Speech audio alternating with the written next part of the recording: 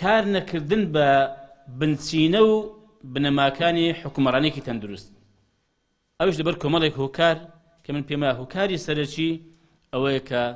حزب لێ نەگەڕاوە یعنی حزب لە حکومەت بەهێزتر بوو لەم کوردستانە لێ نەگەڕاوە حکومەتایەتی خۆی بکە دامەزراوەی تەشریعی کە لە پەرلەمان خۆی دەبینێتەوە ئایا پەرلەمان توانیوەتی تەشریع بکە نەکەر یعنی ڕێی لێ گیراوە کە تەشریعی دروست بکە بەڵکو بۆ ماوەی زیاتر لە 2 ساڵ هەرپەچی خرا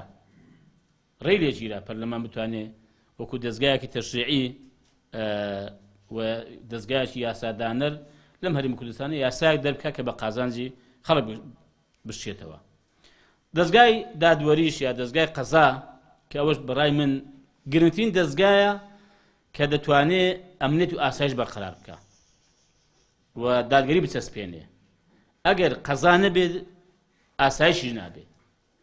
وەکو لە هەرێمی کوردستان تا ڕادەیەکی زۆر ئەمە باوە چونکە ئەم دەستگایە